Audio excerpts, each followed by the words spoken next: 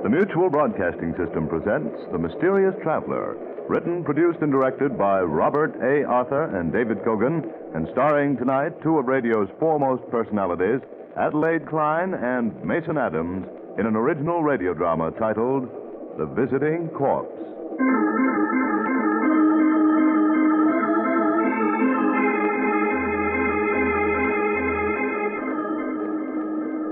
This is The Mysterious Traveler, inviting you to join me on another journey into the realm of the strange and the terrifying.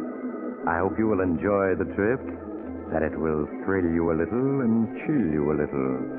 So settle back, get a good grip on your nerves, and be comfortable, if you can, as we meet the visiting corpse.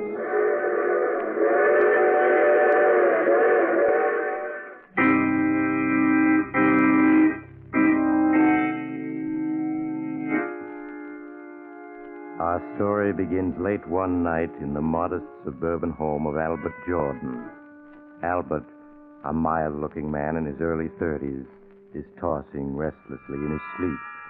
Now and then he moans and speaks as if having a nightmare.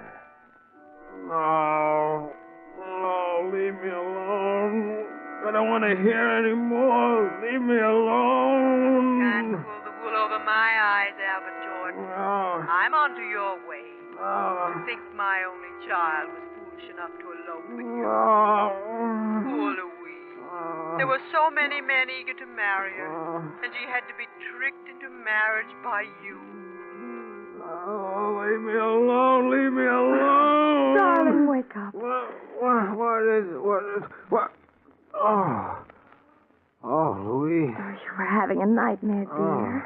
You don't want to wake Mother up. She needs a good night's sleep for a trip home tomorrow. Yes, the trip. We mustn't let her miss her train. We mustn't, do you hear? Albert, whatever in the world is wrong with you? Nothing. Only I wish you were already tomorrow, and she were gone.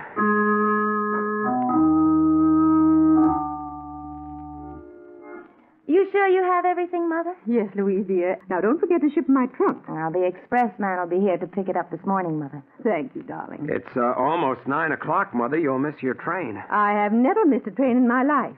You needn't be so anxious to get rid of me, Albert. Oh, Louise, darling, I do hate leaving you alone like this. Really, Mother? I'll be all right. Very well, then, if you say so, I'll go. But I'll be writing to you every day. And if he abuses you, just let me know. Goodbye, darling. Goodbye, Mother, and take care of yourself. And don't forget, Louise, Mother will come back if you need her. Yes, Mother. Goodbye. Louise, if your mother pays us just one more visit, I'll leave this house and I'll never come back. But, darling, it's only natural that Mother should want to visit me. I'm the only one she has in the world. Yes, but she doesn't just visit us. She lives with us. In the past year, she spent 8 months with us. She has her clothes here, a key to the house. Well, she's even listed in the phone book under our number. Please, Albert, she's gone now. Let's not quarrel. Yes, she's gone now, but in 2 or 3 weeks, you can be sure she'll come back to spend a few months with us. I'm warning you, Louise. I won't be responsible for what happens if she keeps coming back.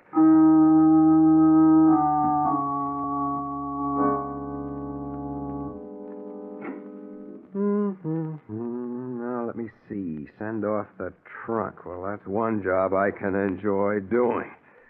Mrs. Heather Roden, 125 River Road, Ferndale, Pennsylvania. Oh, that won't be necessary, Albert. What? My trunk can remain here. Mother, but you want to catch your train. I've changed my mind about going. I won't leave my little girl alone. I'm sure she needs me. Where is Louise? She went downtown. Oh. So you've come back again. You've always wanted to get rid of me, haven't you, Albert? To keep me away from my only child. But I refuse to give her up. I've come back and I'm staying for good. You're what? Yes, and then I'll be sure that Louise is being well treated. Frankly, I don't trust you. You don't trust me. No. Why, I don't even know your background. You were a complete stranger when you forced poor Louise to elope with you a year ago, and for all I know, you may have criminal tendencies. There's a certain amount of the criminal in all of us. Most people can control their worst instincts. But some can't. Exactly. And I'm here to see to it that no one harms Louise. But who's going to look out for you, Mother? Albert, why are you looking at me so queerly? Are you sick? Yes, Mother, I'm sick. Sick of the sight of you. No, Albert, you must control yourself. I want you to go to your room at once and lie down. So you had to keep coming back, Mother, and keep giving me orders. Albert, stop looking at me that way. What? You seem like another person. I am, Mother. You wouldn't let what was decent in me live, and now you must take the consequences. Albert, stay away from me. Don't you dare come near me. You would keep coming back, Mother, when you came back just once too No, Albert, often. don't touch me, Albert, don't. You should have taken that train, Mother. But at least now I know you won't be coming back. You won't come back ever again. You won't. You won't. I didn't want to kill you, but you made me. I've got to get rid of her. They'll catch me. The trunk. Yes, it's large enough. The keys. Here in her handbag. Even in death, you're a problem, Mother, but you won't be for long. There. Now I'll just pack this clothing around you tightly. That does it. Now I'll have to get rid of the trunk. Albert, are you home? Louise, the trunk, I've got to get it closed. That you, Albert? Yes, dear. Oh, I see you're locking the trunk. Yes, I was getting it ready for the expressman. It should be here now. Albert, is anything wrong? What do you mean, Louise? I don't know. Your face is so flushed. It's, just a little warm in here, that's all. Look, we forgot to pack Mother's robe. I know she'll want it. I'm afraid you'll have to open the trunk again, Albert. No. I mean, the trunk is full already. We couldn't get anything else in it. Nonsense. When Mother and I packed, it was only half full. Please open it. But it's locked, and your mother has the keys. Yes, you're right. Well, we'll just have to mail the robe to her. I'll answer the door. It must be the expressman. Make sure the tags are on it, dear. Tags? I can't go to her home. If only I had time to think. Wait.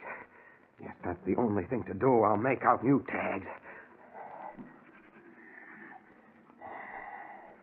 The expressman's backing his truck up the door, Albert. Have you got the tags already? I'm just finishing them. Yeah. They're all ready, dear. Well, let me see if you have the address right. Sometimes you're so forgetful. Now, Louise, you needn't bother. Of course the tags are made out right now. Stand aside. I'll carry the trunk to the door. Well, let the expressman do it, Albert. That's what he's being paid for. And I really do want to check the address on the tag. Now, Louise. Oh, please, Albert. I'm just playing safe. What? These tags are addressed to Mrs. William Smith, 345 Wood Street, Las Vegas. They are? They certainly are. What were you thinking of? I don't know, Louise. But I'll change them. You just go on and let me tend to it. Indeed, I will not. You let the expressman in, and I'll tend to the tags. If I left it to you, Mother's trunk would probably go heaven knows where and never be found again.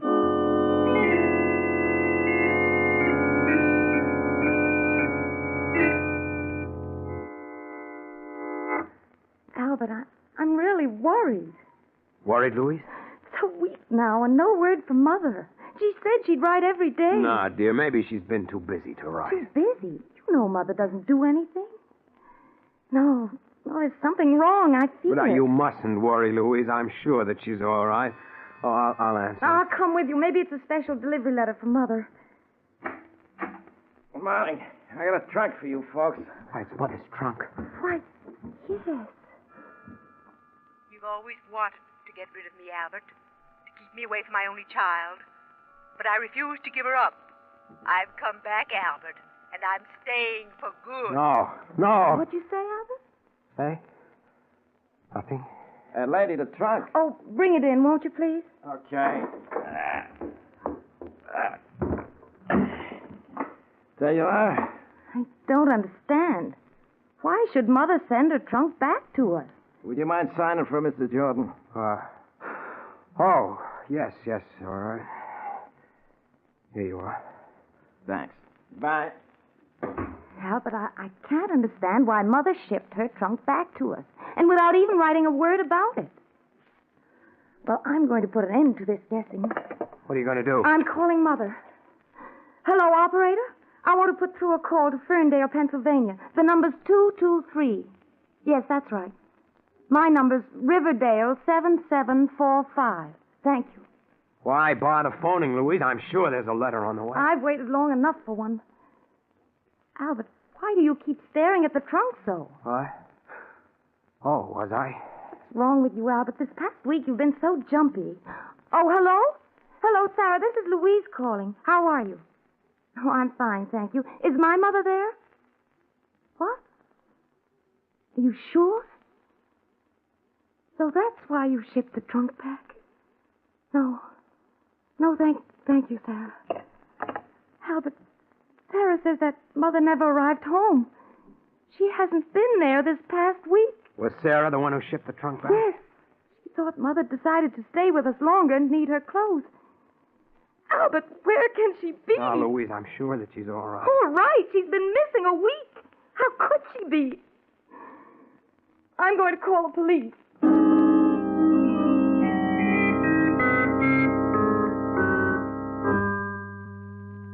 Oh, Albert, where can she be? 24 hours have gone by and the police still haven't found her. No, dear, it takes time. You must have patience. They're doing everything they can. Suppose she's dead. You mustn't talk like that. Nothing is known yet. Why do you keep staring at her trunk? I don't know. Darling, it just upsets you to see the trunk. It keeps reminding you of your mother. I'd better put it in storage. All right, Albert. Do as you please. No, you're being sensible, dear. I'll take good care of Mother's trunk.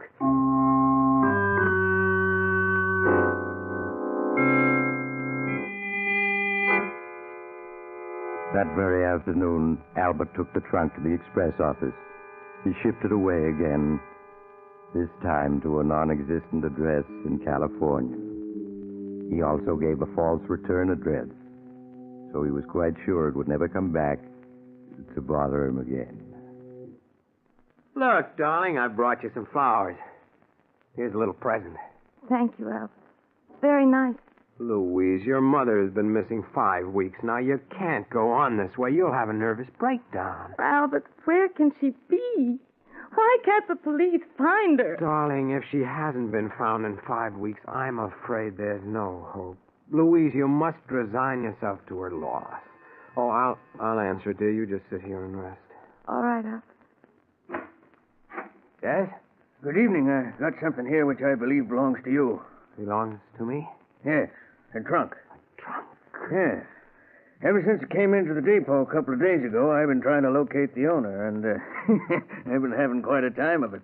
Did a little checking and figured out it might be yours. You've always wanted to get rid of me, Albert, to keep me away from my only child, but I refuse to give her up. I've come back, Albert. Do you recognize it? No. Don't you know where the trunk goes? Well, no. It's come all the way back from California. Seems there wasn't any such address where this was shipped to. Surely it had a return address. Yeah, but the rain kind of washed it off. Until all you can make out now is Riverdale, New York. What makes you think it belongs here? Well, I sort of did a little detective work. The initials stamped on the trunk are HLR, and I looked it up in the phone book, and the only person in Riverdale with those initials lives here. I'm sorry, but you must have the wrong place. Where will you take the trunk now? Oh, it'll be put with unclaimed luggage. Then in a few months, it'll be sold for charges, unopened. Sold for charges? Yeah. You'd be surprised what you sometimes find in unclaimed trunks. Sort of like a grab bag game. Well, I'm sorry to have troubled you. Wait a minute. What did you say those initials were? HLR. HLR? Why, they're my mother-in-law's initials. How stupid of me, of course. But, well, you just said it wasn't your trunk. Well, it isn't. It's hers. Her name is Heather L. Roden. Yeah, that was the only name in the phone book with those initials. That's why I come here. Well, it was an extremely clever piece of detective work. I suppose there's a collect charge on the trunk? Yep. Comes to $31.50 with the trucking. Well, I'll just put the trunk inside for you. Thank you. Well, we'd have hated to lose the trunk. Here's $35. Keep the change. Oh, say, thanks. Good night. Good night. So you've come back again, as you said you would. Well, you haven't beaten me yet. Albert, who was it? Why, Mother's trunk. I thought it was in storage. Well, it was, dear, but they're closing the storage house. They brought it back. Oh, I see. Looks rather worn now, doesn't it? Albert, how do we know there isn't a letter or something in the trunk that'd give us a clue to Mother's disappearance? Now, Louise, you know that's ridiculous. There's nothing in that trunk but clothes. Oh, probably right, Albert, but just the same, I'm going to open it. But you haven't got the key to it. No, but I have half a dozen old keys on this ring. Possibly, just possibly, one of them might open the trunk. Well, here, let me have the keys. I'll see if I can open it for you. Oh, thank you, dear. Here you are. Just a waste of time, but if it'll make you feel better. This one doesn't work. Nope, nor does this one. Why, Albert, you're not even really trying. Here, let me... I tell you, it's no use. Well, let me try for myself. Oh, no, this key doesn't even fit. I told you so. Now, why don't you give up? This one doesn't either. You're only wasting your time. No, this one isn't any good. Perhaps this one will do it. Oh, no. None of these keys will open it. But in the morning, I'm going to get a locksmith to open it. I've got to see what's in that trunk. Perhaps it'll lead to our finding Mother.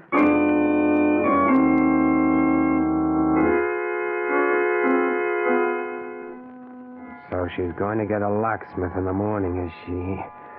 Well, you won't be here when he comes. I'll see to that. You've always wanted to get rid of me, Albert, to keep me away from my only child. But I refuse to give her up. I've come back, Albert, and I'm staying for good. You're not, do you hear? You're not. You'll never come back after tonight. Never.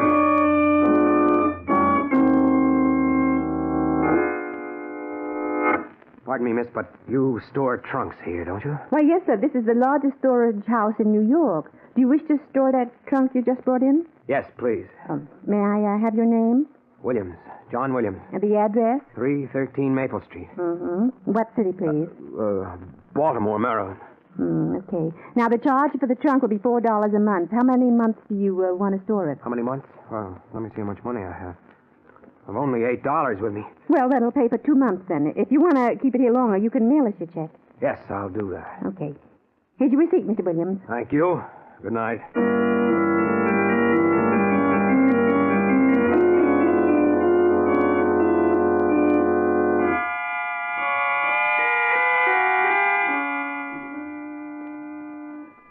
And so Albert got rid of the embarrassing trunk at last. For there was only one little hitch. Before he could send any more money, he lost the storage receipt, and he forgot the false name he'd given the storage people, so he couldn't pay for additional storage. But he knew they'd keep it at least a year. He was quite sure that it could never be traced back to him. So after a few months, he stopped worrying. Good evening, dear. How are you? I'm all right, Albert. Fine. Say, I bumped into George Horton and his wife on the way home, and they asked us to come to a charity auction that's being held tonight. That was very nice of them, Albert. Why don't we go, dear? Do you a lot of good. You haven't been anywhere for 6 months now. I know, Albert, and I've been unfair to you, haven't I? You haven't seen anyone in 6 months yourself. All right, if you like, I'll go to the charity auction tonight.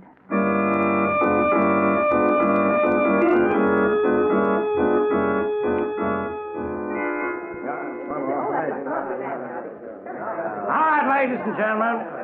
Now, what am I bid for this beautiful antique lamp? Do I have $5? Oh, come, ladies and gentlemen. Look closely at this work of art. Now, do I hear $5? I'll bid $5. Now, there we have a lady with a real sense of beauty. Now, do I hear $6? Good evening, George. $6, anyway. Hello, Albert. I'm glad that Louise and you came. How are you, Louise? Quite well, thank you. It was nice of you to invite us here, George. Well, we've missed both of you quite a bit these past months. Well, I hope you'll be seeing more of us. You know, you've got quite a crowd here tonight. Yes, we hope to raise a good deal of money. You know, that auctioneer is a genius. He can sell the most useless object to make it seem valuable. Well, we'll have to get in on the bidding. Hey, wait till you see the next item he puts up for sale. It's something I donated, and it's going to be quite a surprise. You were always good at that, George. Come on, let's move a little closer to the auctioneer. Do I hear 12? Do I hear 12? All right, I've got $11. Well, you're going to let this remarkable lamp go for as little as $11? All right, it's your last chance, ladies and gentlemen. Going at $11 once. Going twice. Sold to the gentleman in the tweed suit. And very fortunate he is. That lamp couldn't have cost more than $3 when it was new. Oh, now here comes something for sale that I donated. All right, ladies and gentlemen. The next item for sale is something so good that I'm tempted to enter in the bidding myself. Ladies and gentlemen, my assistant will remove that cover. And there you have the next bargain. A locked trunk. All right, ladies and gentlemen, study it well. Study it well, ladies and gentlemen. I'll give you a few minutes. Then we'll start the bidding. The trunk. No. No, it can't be. Yet it's the same size. It's the same color. The initials. The initials, that'll prove whether...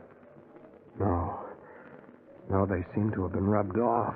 You've always wanted to get rid of me, Albert, to keep me away from my only child. But I refuse to give her up. I've come back, Albert, and I'm staying for good. You are back. When I didn't send them any more money, they sold the trunk for charges. Yes, I've come back, Albert, and I'm staying for good. All right, here we are. Now, this is no ordinary trunk, ladies and gentlemen. It was donated to this auction by Mr. George Horton, who bought it at a storage house. He never broke the lock to examine the contents, preferring to save that wonderful surprise for the person who purchases this remarkable trunk tonight. All right, who knows what it contains? Perhaps the crown jewels of Russia. Or, better still, 5 quarts of scotch. All right, now we'll start the bidding for this mystery trunk. I'll bid $20. $20? Why, madam, the trunk alone is worth $40. Who knows what's in it? I've come back, Albert, and I'm staying for good. No. Albert, you look so pale. Is there anything wrong? Huh? What? Oh, no. Everything's all right. Oh, come, ladies and gentlemen. The contents of this trunk may be priceless. Do I hear a bid of $30? I'm afraid I'm just as curious as everyone else to know what's in that trunk. I'll bid $30. We have a bid of $30 for Mr. Horton, the gentleman who donated this mystery trunk. All right, do I hear $40? Albert, that trunk looks something like Mother's, doesn't it? So you've noticed. Surely I hear $40. Why, any dealer would pay $40 for the trunk alone. That means you'd have the contents for free. Come on, ladies and gentlemen, do I hear $40? $40. There's a lady with a shrewd eye for a bargain. All right, who'll bid $50? I'll say 50. But, Albert, we don't need a trunk. Oh, let him have fun, Louise. After all, it is for charity. Besides, you can never tell what's in the trunk. I wish I could bid on this myself, ladies and gentlemen. I now have a bid of $50, which I am convinced is only 1/10 the true value of this trunk. All right, do I hear $60? $60. $70. That's more like it. Now, do I hear $80? $80. $100. You people are beginning to show a real appreciation for this trunk. Who'll make it 110? $110. $120. Do I hear 130? $130. $150. Oh, fun's fun, Albert, but you're going too high. Leave me alone. Albert, what's wrong with you? The gentleman has bid $150. Do I hear any more? Going once at 150. Going twice at 150. Sold to that gentleman for $150. I never saw anyone go after anything the way you went after that trunk, Albert. Well, I'm afraid nothing will satisfy the crowd now but for you to open up the trunk and reveal what's in it. No, I'm sorry, but I don't intend to open until I get home. No. Come on, Albert. Now don't spoil the fun. It won't hurt to open it. I told you I wouldn't do it. No, I'm sorry, George, but well, I haven't a key to open it, and there's no sense in breaking the lock after paying $150 for the trunk. Well, maybe I can help you, Mr. Horton. That's some skeleton keys that'll open any lock. Here, I'll show you. We auctioneers always running into locked trunks. Oh, we'll certainly appreciate it. Yeah. I think this key will do it. Stop! You have no right to touch my trunk. I paid for it, and I don't want it open. Now get away from it. It's mine. Albert, what's wrong with you? Well, all right, certainly, if that's the way you feel about it. Come on, Louise. We're going home. Albert, you're acting so strangely. Why do you insist on dragging that trunk away now? Stop talking and come along. Well, all right, Albert. Albert, that trunk is pretty heavy. Don't you want me to give you a hand with I it? can manage it alone, thank you. Open that door for me, Louise. Albert, don't you think you'd better let George help you get the trunk down those stairs? No, I'm not going to let anyone touch this trunk. You've always wanted to get rid of me, Albert, to keep me away from my only child. But I refuse to give her up. I've come back, Albert, and I'm staying for good. Albert, do be careful on those stairs. I've come back, Albert, and I'm staying for good. Be quiet, you old hag. Be quiet. You haven't defeated me yet. I'll get rid of you if it's the last thing I... What happened, Mr. Horton? He lost his balance on the stairs. The trunk was too heavy for him. Oh, Albert, speak to me. Albert. George, do something. I'm sorry, Louise. I'm afraid he's gone. Trunk crushed his skull. Hey, look, Mr. Horton. The fall broke the trunk open. There was nothing in it but a load of books.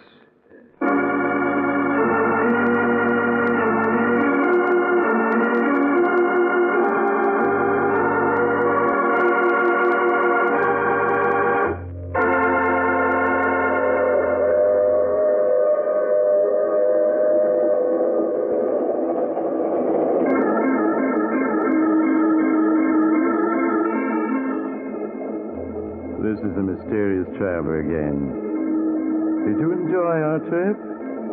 Too bad about poor Albert. Then there are always some mother-in-laws you simply can't get away from. They keep coming back like an old refrain.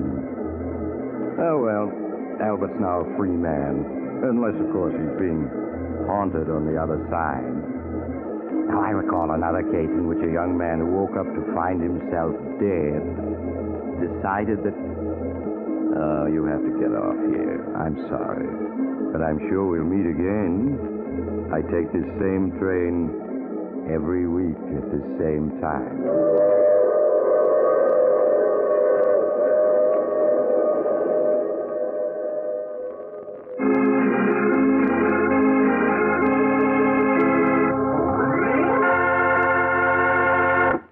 You have just heard The Mysterious Traveler, a series of dramas of the strange and terrifying. All characters in tonight's story were fictitious, and any resemblance to the names of actual persons was purely coincidental. In tonight's case were Maurice Tarplin, Adelaide Klein, Mason Adams, Bill Keene, and Connie Lemke. Sound was by George Cooney, broadcast engineer Al King. Original music was played by Paul Taubman. The Mysterious Traveler is written, produced, and directed by Robert A. Arthur and David Kogan. Listen next week to a tale titled Murder by Proxy. Another Strange and Suspenseful Tale of the Mysterious Traveler. And now here's an announcement of interest to listeners of this program. Mysterious Traveler comic books are now available at newsstands everywhere. Carl Caruso speaking. This program came to you from our New York studios. This is the Mutual Broadcasting System.